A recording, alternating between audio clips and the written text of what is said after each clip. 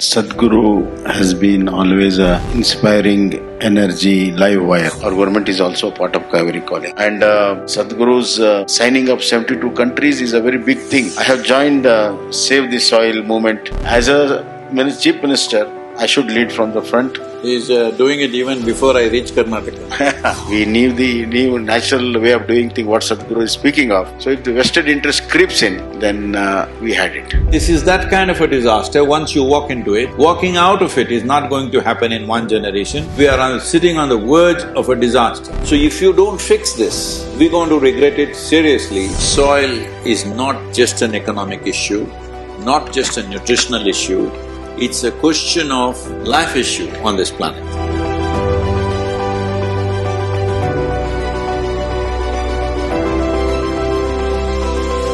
Good morning, everyone. I think it's not missed upon anybody that we are really meeting in unprecedented context. I think first of all, Sadhguru, I'd like to turn to you. It's not every day that we have a spiritual guru who gets on a motorbike and goes on a 100-day tour from London to India. I think what you are undertaking is making soil and land and climate change relevant to people. Could you speak a little bit about the experiences that you have gathered, meeting people from different countries, also going through different climates yourself? What is the big message? Why are there challenges that we are unable to get over? Namaskaram, good morning to everyone. One important thing is, I think we must understand the problem in its simplicity. What has happened to our soil is just this. Soil is a living entity. It's the largest living system, not just on this planet, in the known universe. Every handful of soil could have 8 to 10 billion organisms, and there are zillions of organisms, millions of species. Top soil scientists in the world admit they know only less than 1% of the species present in the soil. That's all we know about it, but we know it's alive. But today, 85% of the nations on the planet, it's been shocking for me in the last 2 years to realize that they address soil as an inert substance that they can fix by adding a chemical or removing a chemical. So with this attitude, what has happened is, when the chemical fertilizers came, we saw this like a magic powder. Suddenly it started doing miracles for us. In India, there are cases of where our yields went up by 300%. So naturally everybody got enamored with it, they thought this is the way, and gradually all plant life was removed. And because the machines came, animal life was removed. The only two sources of organic content on the planet is plant life and animal life. Your idea of a farm right now is vast tracts of land plowed and ready by the machines. No plant life, no animal life, so there is no chance of organic content. What is the purpose of organic content? Organic content is the food for the organisms. Right now, 27,000 species of organisms are going extinct per year, according to UNFAO. 27,000 species, you heard it right. At this rate, in another 25 to 40 years, we will reach a place where even if we want to regenerate the soil, we will not be able to do it. It's a big challenge, at the same time it's a great privilege that we could be that generation, if we act now, we could be that generation who turned back from the brink of a disaster. Or we could be that generation which slept through and went into the disaster and grieve about it later. But this is that kind of a disaster, once you walk into it, walking out of it is not going to happen in one generation. It may take many, many generations, and human bodies to enrich the soil will be the only way to do it. That's where it will go. I am not a doomsday speaker, I am a very positive, optimistic person, but every scientific fact is pointing towards this. But if we act now in the next 10 to 15 years, we can turn this around effectively. This is not rocket science. The reason why these things are not happening is, it is just lack of focus and resolute action. And elaborate discussions, scientific discussions and academic discussions are going on endlessly. We must understand when it comes to implementation, scientists and academics are not going to do it, it's the farmer who's going to do it. So it has to be simple, one-point formula to turn it around. So one most important thing is to separate soil from the other issues. Right now I've looked at the European Common Agricultural Policy, this is never going to happen, it's well-intentioned. But when it's that complex, you will spend another 20 years debating it till it gets out of control. If we want soil to regenerate, we must take soil away. We must understand among all the conventions, the only convention which has successfully fulfilled its protocol is the Montreal Protocol of 1983, which was about the ozone holes, because it was a one-point agenda. Rest are all too complex. You are making policies which are against established businesses. It's never going to work. Nobody built a fertilizer industry or a pesticide or other industries overnight. They took decades to build it, and it will take decades to slow them down a little bit. You can never do that overnight. Right now, all policies talking about 50% reduction in this, it's never going to happen. Because if you take away all pesticide and fertilizer right now, our food production will come down to 25% of what it is right now. And that will be the worst disaster you can unfold. So it is urban population fancifully talking about organic agriculture. They have never done farming, they don't know what is organic. All they want is they want a label. If it is labeled organic, they will buy and eat whatever there is. So it is very important we segregate this. Right now, it is agreed by all scientific communities, minimum 3% organic content is essential to keep the organisms fed in the soil. So this is what we must aim at, an incentive-based policy where if you get the land to 3% organic content, you will get a certain amount of incentive. Why this has become a global need is, not a single nation in the entire world, not a single nation has 3% average organic content in their soil. The highest in the world is Northern Europe, which is 1.48%. Southern Europe is 1.1%. United States is 1.25 to 1.3%. Africa is 0.3%. India is 0.68%. This is where we are. We are sitting on the verge of a disaster.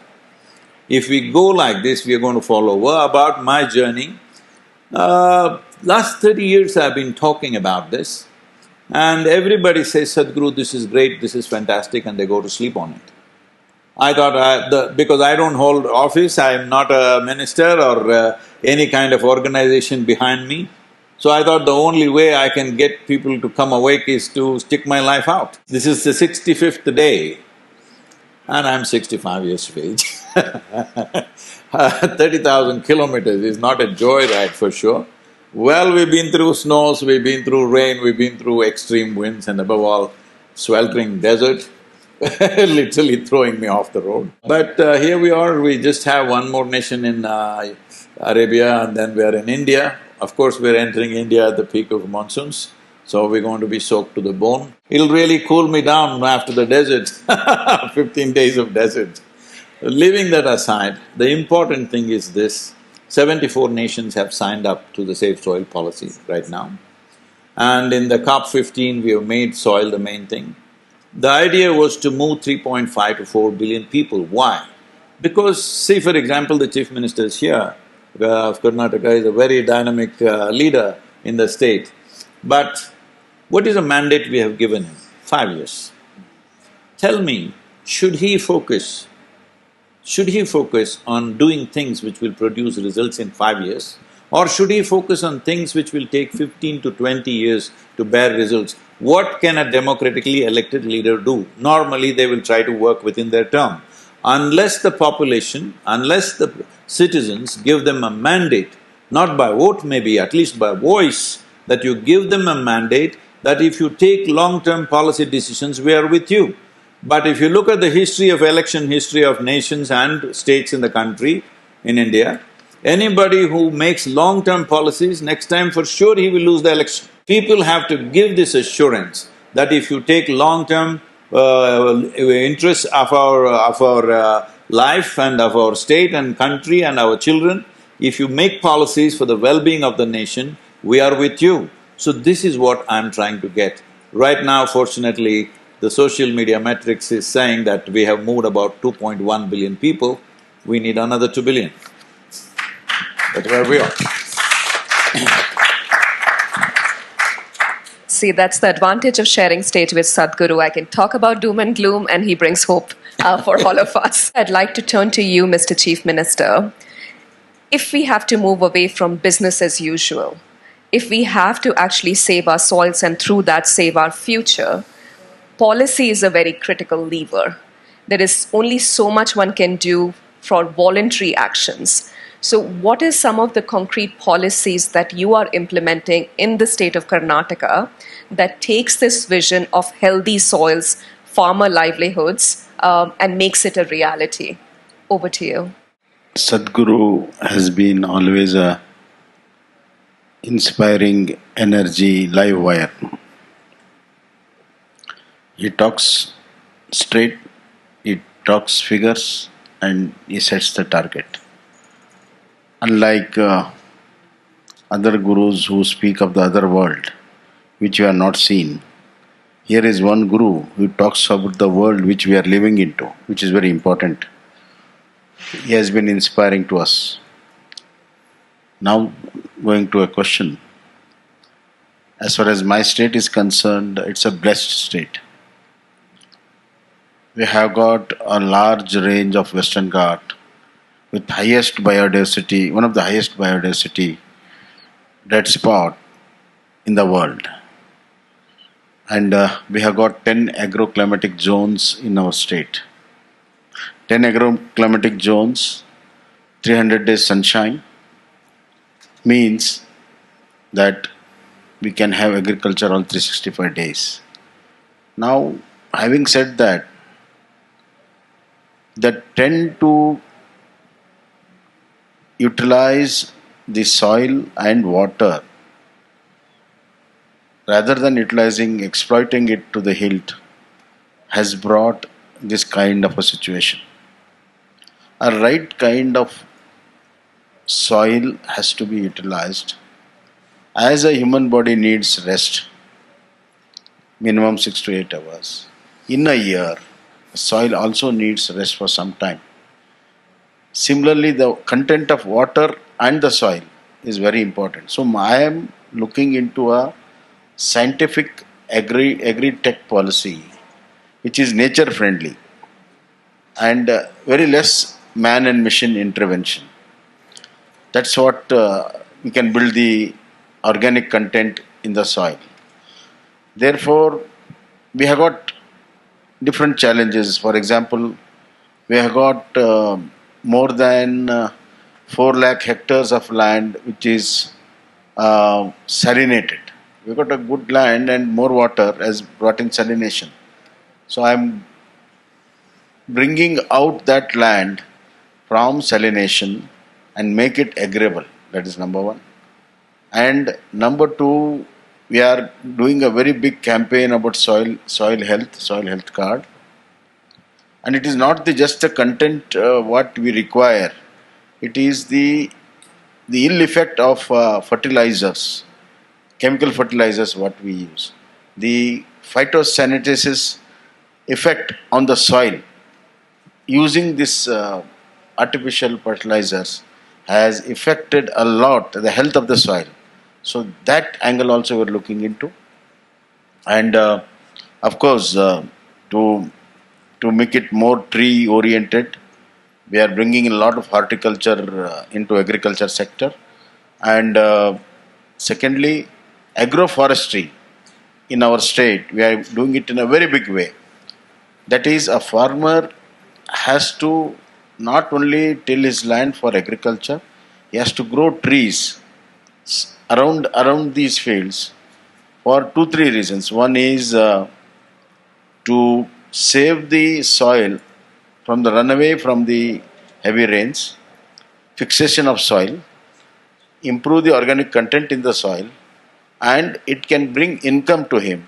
So we have got 3 layers of tree plantation, forestry, then horticulture, fruit bearing, and agriculture friendly this thing. So we are doing it in a very big way.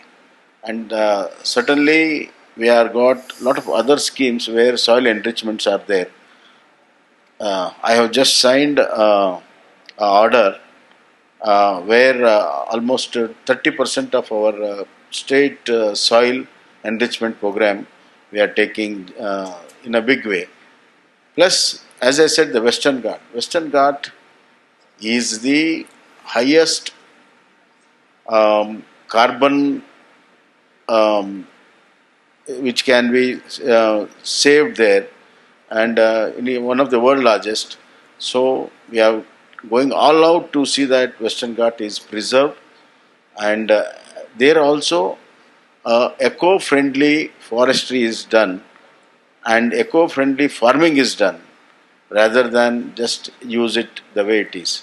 The last challenge which I am seeing is the misuse of our irrigation potential.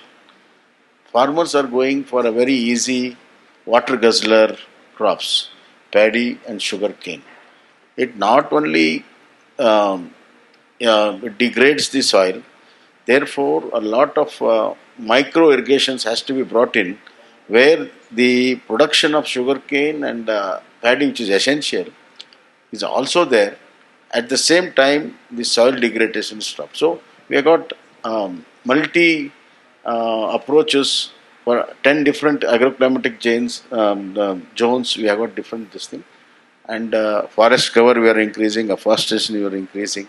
So all those programs are going on, but my concentration is on soil, and fixation of organic material in the soil is necessary, because the topsoil which comes, which is almost an inch of soil, it takes 600 years to come to that level. Therefore, nature has given us, our forefathers have given us, so we have to contribute. Otherwise, it will be stealing from the future. Nothing will be left to our future generation. So I don't want my generation to steal from the future. It is a sustainability of activity of life is very important. And as our Mahatma Gandhi just said, nature has got everything for our needs, not for our greed. Therefore, looking into that angle, we are doing multi approach for soil fixation. And in Karnataka, there is one emotional saying that the whole life is about from a mother womb to the mother earth womb. So the whole life is all about that. So ultimately, we belong to soil, and we should see that in our lifetime, soil also belongs to us.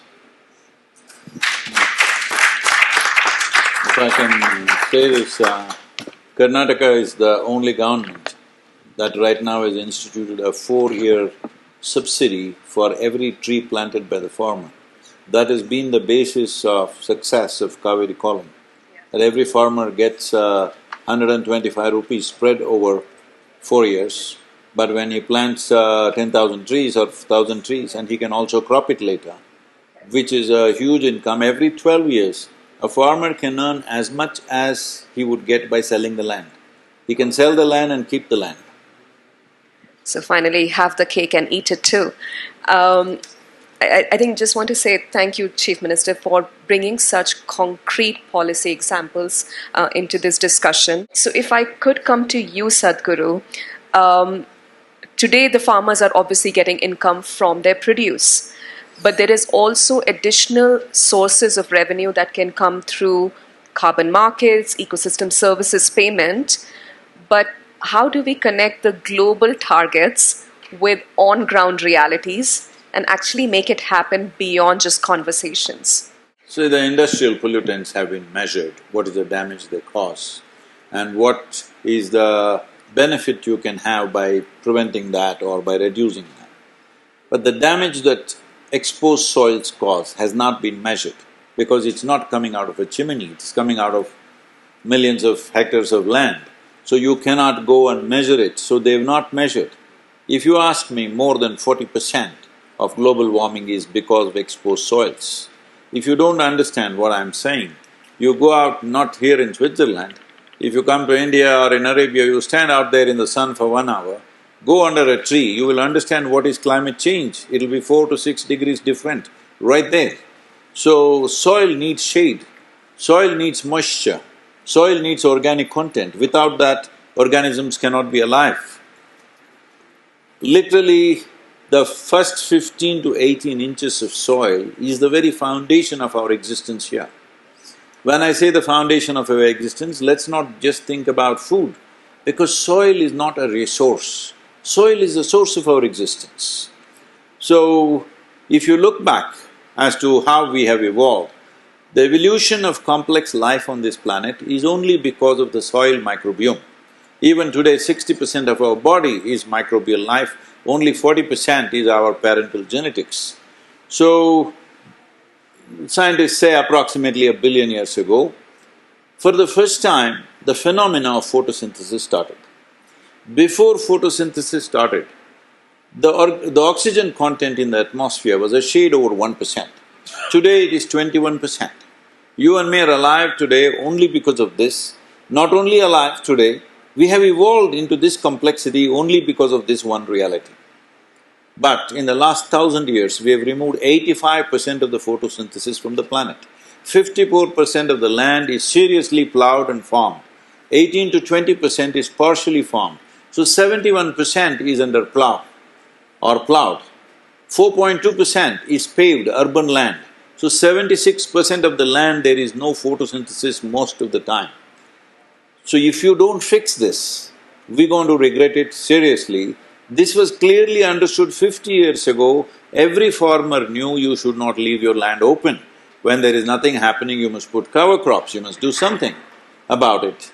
Everybody had certain trees on it. Now everything is removed. You look at agricultural lands, if you fly in India from Delhi to Bangalore, every 5 minutes you look out, except for Western Ghats and the northeastern states, everything looks like a brown desert.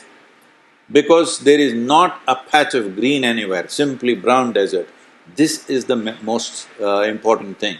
When you plough today with machines, you're ploughing 12 to 14 inches deep and leaving it open for months. This is murder of the soil, literally murder of the soil. If you don't get back the organic activity back in the soil, you are taking away the foundations of future life. As Chief Minister was mentioning, that we are stealing food from the future. UNFO says today the food that you're eating today your lunch is actually the food that belongs to the unborn child. Not even to the children who are here, to the unborn child. An unborn child normally in our languages, an unborn child means we use the term to describe the most defenseless life is an unborn child. Are we that kind of people? We will eat up the food of the unborn child and sit here, okay? We have to fix this. And it is not rocket science, it's not that it cannot be done, it is just we are facing towards the wall and going. We face towards the door, and if we have the commitment to move in that direction, within 10 to 15 years, across the globe, we can easily get it well above 3%. 3% is not the best, 3% is the minimum. In our farmers where some of the videos were there, we have raised organic content in some of the farms to 8 to 12%. What we see is our irrigation requirement has come down to 30% of what it used to be. If you're using 100 liters, now you can do the same thing much better with 30 liters of water. This is very needed because by 2032, it is expected 3.5 billion people will be water stressed in the world. This will stimulate 1.2 billion people to migrate. Forced migrations bring enormous suffering. Media will report it only when a certain number of people die, because media cannot report the suffering of the human being. And when people are forced to migrate and made to drag their families through unknown terrains where they don't know the language, they don't have the skills to survive in that society, the worst will come to the women and children, always. Even today it is happening in a scale, 80 million people have migrated last year, this year it's expected to be 100 million, it is 1.2 billion by 2032. When 1 billion people move, the suffering that happens to humanity, especially to women and children, cannot be spoken about, it is that bad. But we are blindly driving towards that. For all this, the important thing is the organic content in the soil. I'm repeating the same thing because I've spoken for 30 years, I've worked on the land for 30 years, I know what it does, but still we are going that way. What was shocking for me was in the last 2.5 years, I've interacted with many agriculture ministries around the world, and most of the agricultural ministries still treat soil as an inert substance. And the next thing is, almost everybody knows the problem. and almost everybody knows what's the solution. Then I realized, it looks like everybody knows the problem, everybody knows the solution. They've all been waiting for an idiot to come and bell the cat. So here I am.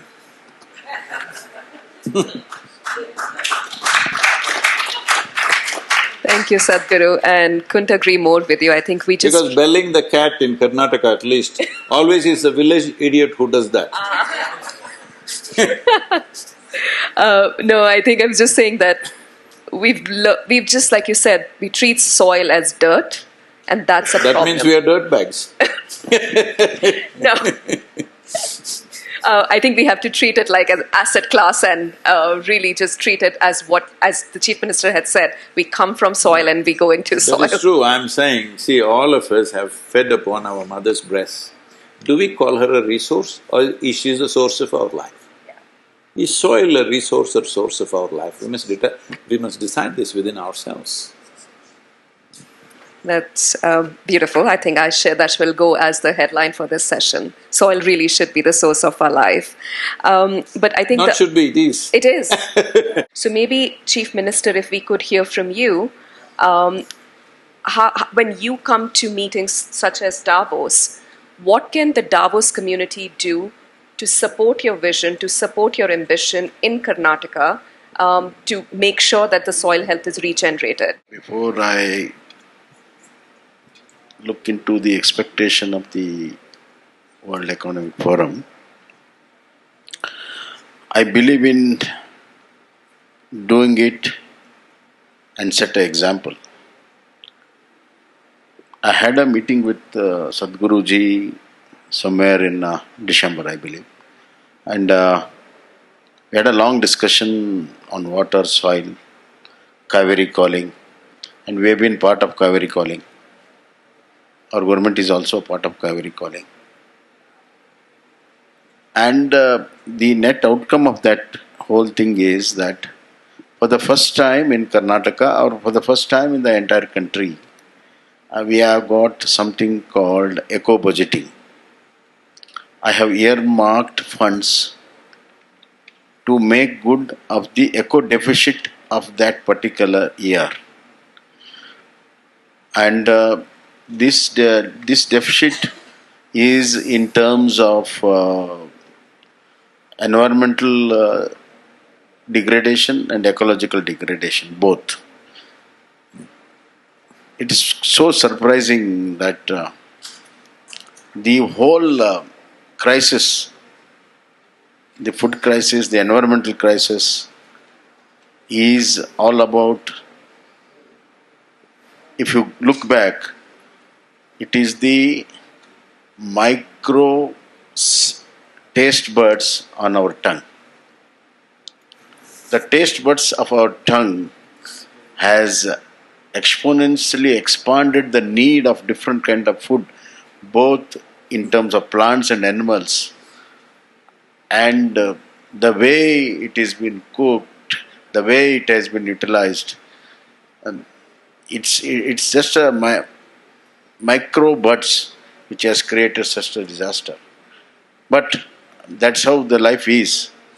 So we need something known as eco-economy. Economy should also grow, but it should have a ecological responsibility in its growth. So what I want from the World Economic Forum is that each, let it be a small entrepreneur or to the world biggest industrialist, he should have eco-budgeting in his balance sheet. He should have eco-deficit in his balance sheet.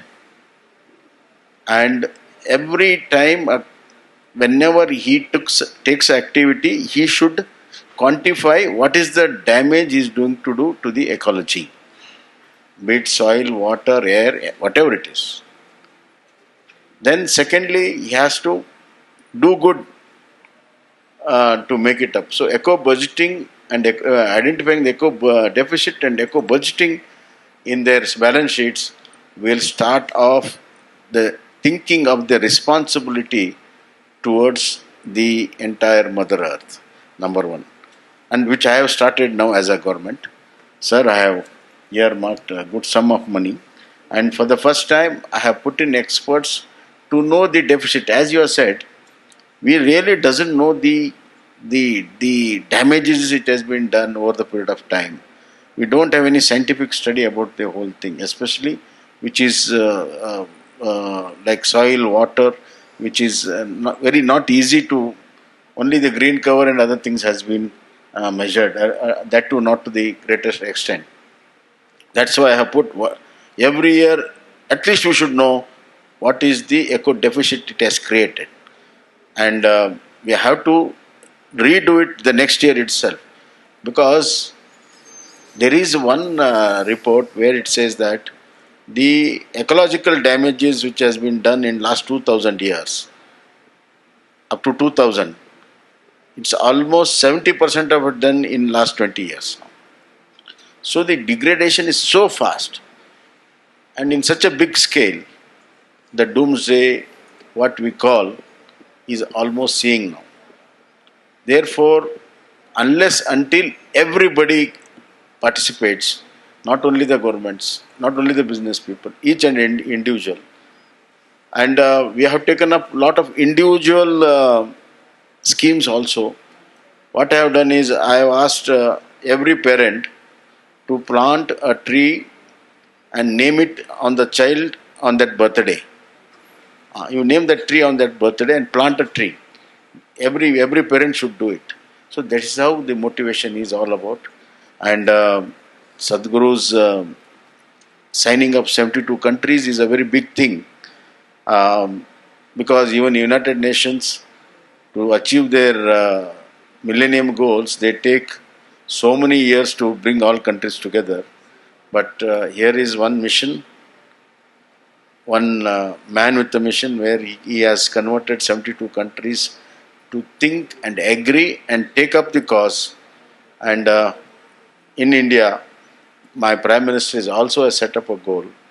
And he is a man who practices. He has now started with LED lights. So almost 40 million tons of carbon has been saved through LED lights. Similarly, he has given us a lot of goals during his Paris meets. Environmental friendly growth is what our country is looking, and Karnataka should be pioneer, because we had 31% of the forest cover. So now we have dwindled to 20.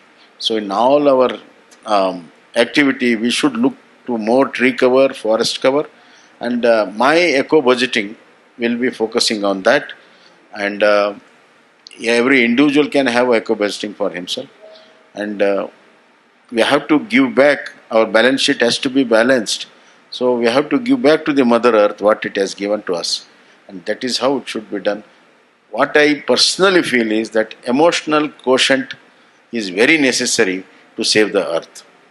More than economics, more than anything, emotional quotient is necessary to save the earth, and my government is going ahead with economic measures, with scientific measures, as well as with emotional measures. And we will make it into a people's movement. I have joined Save the Soil movement. Sadhguru's is in 3-4 occasions in my state.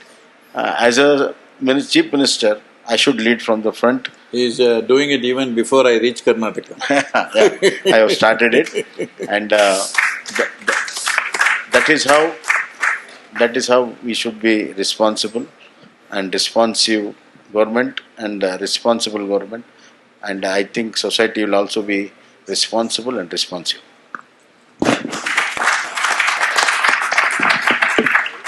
Thank you, Chief Minister.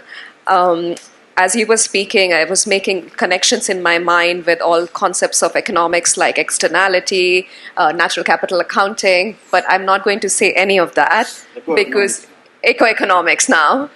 Because you're right, I think it's the connection at a human level, at an emotional level, which drives people to action. Sadhguru, would you like to say something? Yeah. So one important thing that needs to happen, we've done some kind of a survey in India. 62 to 63% of India's population is still in farming. When we made the survey, we found out not even 2% of the farmers want their children to become farmers. So where is our food security in another 25 years? And why is this so? Why is it everybody wants to move to an urban center?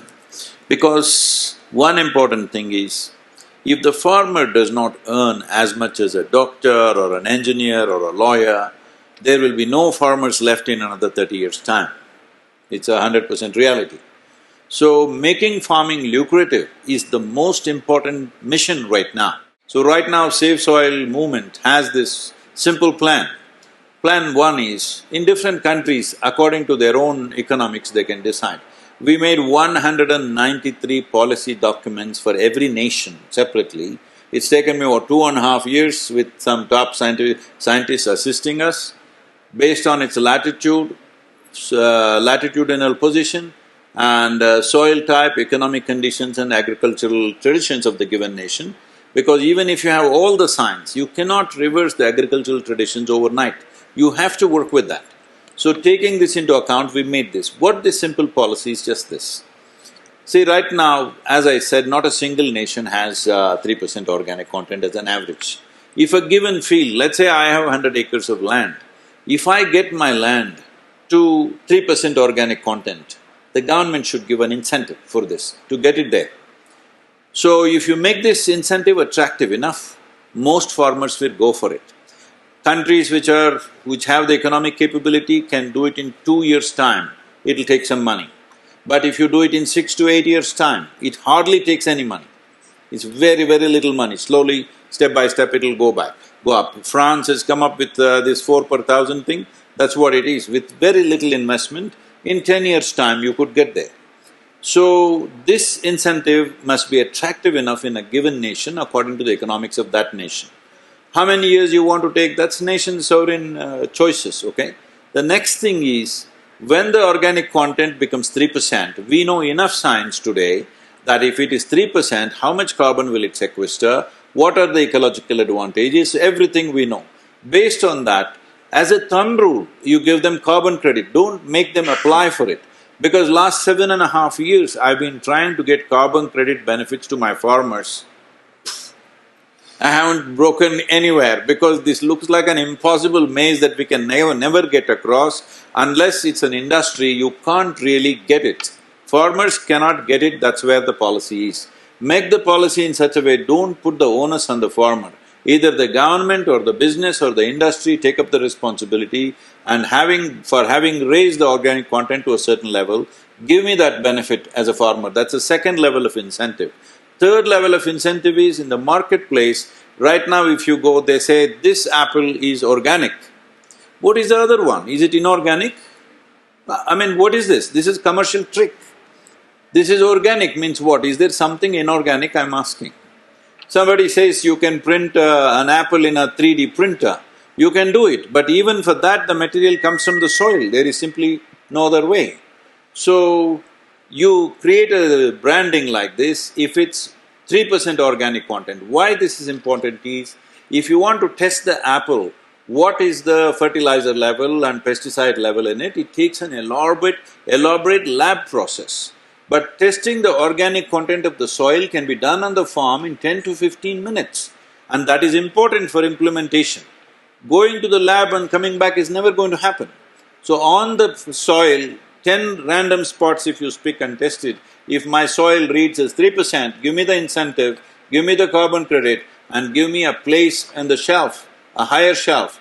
Because if it is 3%, we have enough science in the world to tell us if this is 3% organic content, what are the extra micronutrients, what are the health benefits, what are the preventive health benefits, what are the number of man-days that will be gained by this to the nation, what is the stress on the healthcare system that will come down because of this. Entire data spectrum is there, you just have to collate all this. So at the marketplace also I get a benefit. Suppose I raise it to 6%, my thing. Now instead of eating 6 apples, you can eat 1 apple. So I must get a higher price in the marketplace. So if you fix it by percentage 3, 4, 5, 6, whatever, then you will see there will be a competition to raise the organic content. Life in the soil will be on. Then we will not have this guilt of eating up the food of the unborn child. So the policy should be that simple. The more complex you make it, the more conferences will happen. implementation will not happen. If you want really action on the ground, it must be a one-point agenda. For the farmer, it is just this. How you do it? You can do it in dozens of ways, you don't have to tell him how. If he wants advice, we can disseminate the knowledge. How many ways you can do it? 100 different ways you can do it, getting the organic content into the soil. But we must at the same time know there are only two sources of organic content, plant life and animal life. There is simply no other way. Is it okay in a session like this I can tell you a short story? Yes, of course. This happened in 2060, that a few scientists sought appointment with God. And they got it and they went there and they told him, hey old man, you've done pretty well with creation, but everything that you can do, we can also do, time you retire. God said, is that so? What is it that you can do? See, they dug up a little soil, made a vague image of a human child and did certain things and the child came alive. God said, oh, that's pretty impressive, but first get your own soil. I am saying there is no substitute for soil, not just on this planet. In the known universe, there isn't another thing like that.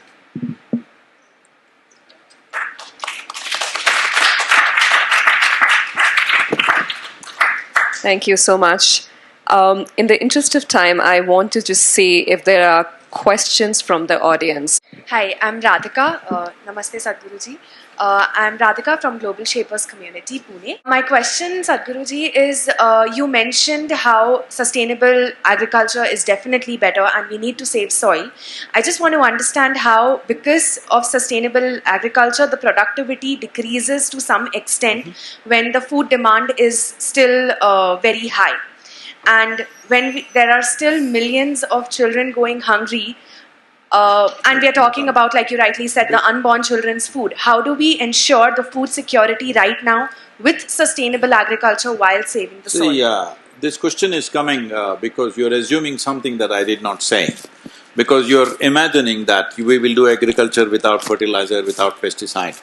No, I'm not talking about that. I'm saying people who live in cities, please leave farming to the farmers. Don't go on saying organic farming, this farming, that farming. Farmer knows how to farm. Farm economy is so fragile. If you try to mess with something, insecticide may go, but suicide will come.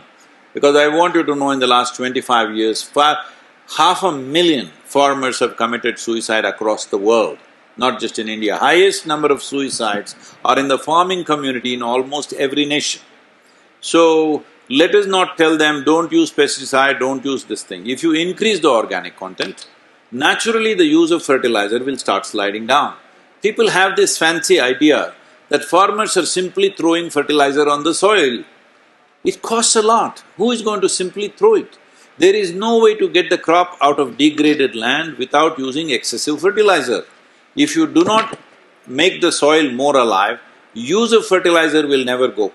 If you raise organic content, it will start dropping. Suppose you want to eat only non-fertilized, any kind of fertilizer, pesticide, then you must be ready. Tomatoes won't come just like this, one will come like this, one will come like this, one will come like this. You must be willing to eat that. So that is your choice. In the marketplace, you have a choice for that, that there is something free of those things. But using fertilizer and pesticide in a controlled way, in a doctored way. See, if you go to the doctor, a doctor will tell you, this is what is deficient in you, you take this one, not everything in the universe, all right? Right now what's happening is general application, because generally it's degraded. See, what a doctor will do to you in the ICU is a terrible thing. He will pump anything and everything possible to keep you alive. But when you're healthy and have a little problem, he treats you differently. Right now, we are treating the soil like it's in ICU. Any damn thing we can put, we are putting there somehow to keep it producing something. But if you make it rich and alive, then you will have choices how you use the chemicals. Yes, of course. It is really a very important question. There are countries who have gone into economic crisis because of sustainable farming. So, which comes first? Which problem you have to tackle first? Therefore, we should have a methodology regarding the entire farm and relation with the soil. Farming and relation with the soil. In Karnataka, we have started about 10 years back something called Bhu Chetana, where we identify what is a deficiency in that soil and only that content of fertilizer is used, not the entire thing.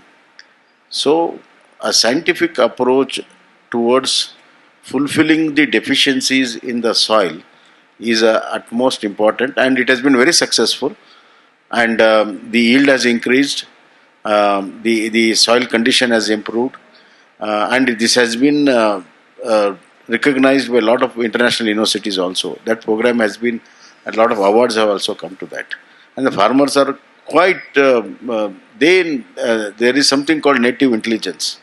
Farmers have got something called native intelligence, and they know how much quantity, where to use and how to use it. Therefore, lot of even fertilizer and insecticide companies go talk to them and then they start their production. Therefore, the knowledge of using the fertilizer, insecticides as well as the new type of seeds which are there, genetically modified seeds, these are all has to be very, very carefully studied and implemented in our society. That is why we have been lot debates on lot of genetically modified brinjals, genetically modified crops in our country, and ultimately, you know that the fertilizer company, the biggest fertilizer insect company, they have written World Trade, what is called WTC. That is the document which has been written by the fertilizer by two professors. So a lot of wheel and wheel there. So that's how the policy goes for a 6. Therefore, more people who are committed to the cause has to be in the helm of policy making.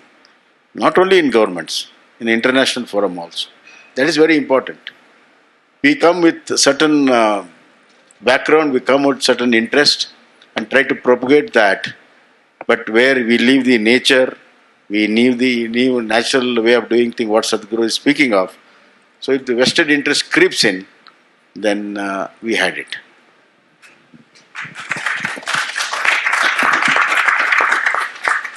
So the gentleman in the front and then afterwards you. Chief Minister, Sadhguru, this has been a very enlightening discussion. And I wanted to ask you the question on how do you see the future. I'm not a farmer, I'm in the city, so you can correct me. However, vertical farming and aeroponics will play a role in allowing our Mother Nature to go back to nature. So I wanted just to hear your point of view about vertical farming and maybe perhaps… See, one important thing is, right now, there is a focus on just modifying the seed, which is dangerous, because you're destroying the fundamental species of life on this planet. You are ignoring the evolutionary process of how a particular species arrived there, how many millions of years of research and development it's taken to get that species to that place. You may call it evolution or you call it research and development. But instead of that, we must focus on evolving our fertilizers, our pesticides, our machinery, farm machinery, we must evolve it. Right now everybody is talking about robotics. It's time robotics goes into agriculture. Right now you have a big machine which just rips the soil off. All you need is little oxygenation. This is what you want. You want to plant the seed and little oxygenation. This, if you leave the robotic machines, through the day and night they will work without human intervention, where just as much as needed they can do.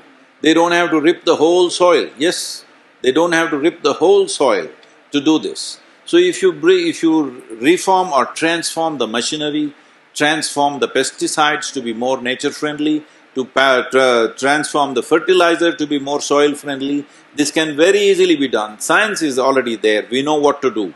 It is just that industry has not caught up, because in the policy those things have not come. Because industry will not invest in anything new unless policy-wise there is a deadline, beyond this you cannot go. This is why I refer to the Montreal Protocol. That is one place where policies were made, they had to follow, and we fixed that one problem reasonably well, all right? We can fix the soil issue very well in 10 to 15 years.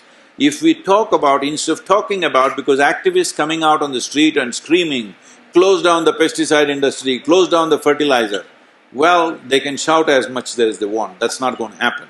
You need to transform the industry, not beat it down.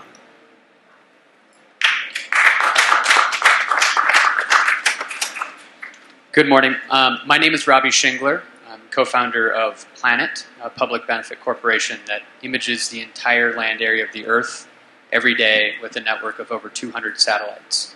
And we've been doing that for the last 5 years.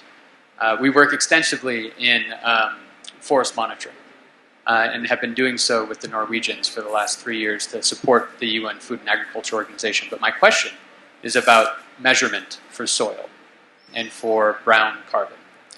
I'm curious as to how we can come up with the right economics of nature, being culturally relevant to the farmers, to have measurement locally that then can be aggregated regionally so that can be put on balance sheets. So my question is around how do we measure the nutrients to get above 3% of the soil and get toward a common understanding for the progress that we're making with respect to soil carbon. See, how to measure the soil organic content? There are many simple ways. All you have to do is take a sample of soil, add certain solvents to it. Right there it will show you in a glass flask. Right there on the farm.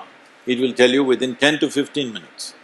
About what will the soil organic content do in terms of nutrients and this, all this science is well established. We don't have to reinvent anything, it's all there. I'm saying, don't go into the nuances and go on debating, no, this particular organic content is not giving magnesium, that is not giving this, leave this. Because you're dealing with a global situation, not a lab where you can talk about all these nuances. You make it a thumb rule, if you get it to 3%, this is the incentive you get. If it is 3%, this is the carbon credit you get. If it is 3%, this is the price you get in the marketplace. You set up incentives because, as I said earlier, not even 2% of the farmers want their children to become farmers. And the compulsory education also is destroying that. Because when a child goes to school for 16 to 18 years and doesn't go to the farm on a daily basis, first of all, he doesn't have the body to last in the farm. He doesn't have the physique to work in the farm. He can only go to the office, he cannot go to the farmland. This I'm seeing all across India. Boys and girls are not fit to go to the farm, and now it is also looked down upon. The only way you can make it look up to farming is not by giving speeches, not by socially trying to enhance it, because right now this is an economic world. He must earn more than others, then everybody will look up to him. As far as testing of soils, there are already very well established this thing, and now it has been simplified further. It is like you use a stick to know how much is diabetic, how much of sugar you have in your body. Like COVID test. Yeah. Now the latest is COVID test. Similarly, we have it. We'll know how much nitrogen it has got, sulfur it has got, what is the hydro content it has got. In one test, you can have the whole lot of things. So that is already established about it. Now, only thing is how we use it in a big way and try to label the land that this is so much percentage of nutrient is there or so much percent of organic is there into it, and take the remedial measures to do it. That's what our program Bhut Chetana is all about. This has been a fascinating discussion, and I can say for myself, I can definitely continue this. I think I want to get into the technical side, I want to get into the experiential side and learn more and more of what is actually happening on the ground in Karnataka and through the Safe Soil movement. So I'm just going to invite both of you to say in one sentence, since it's the first session, in the Davos week, what is the message that you would like participants to take throughout the week? And how can they best support the movement that both of you are catalyzing?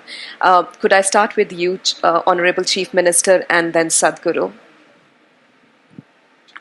In one sentence, very difficult, but since it's World Economic Forum, we have to link with the nature to the economics, that's eco-economics. I will just say that eco-economics should be the future, and everybody who is in business should have eco-budgeting in their balance sheets.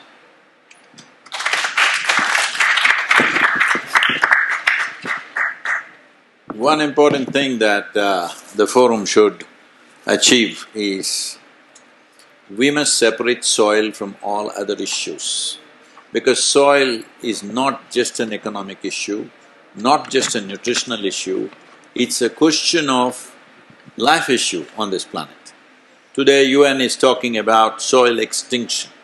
The word extinction was always about dinosaurs or dodos, but today we are talking about soil extinction, and that's not a joke. Just 70-80 years ago, there used to be severe and terrible famines across the world. In India, 1942 famine took 3.2 million people. Famine is the worst way to die. If somebody drops a bomb here, you and me are gone. This is fine. But famine means 3 to 4 months, it's a slow fade. It is the worst way to die. But once again, we are driving towards famine. If you want to avoid this disaster, you must isolate soil as a single issue and address it, because that's a simple issue to address. If you complicate it with variety of other things, we will be having more conferences. On that note, please join me in giving a huge applause to our panel.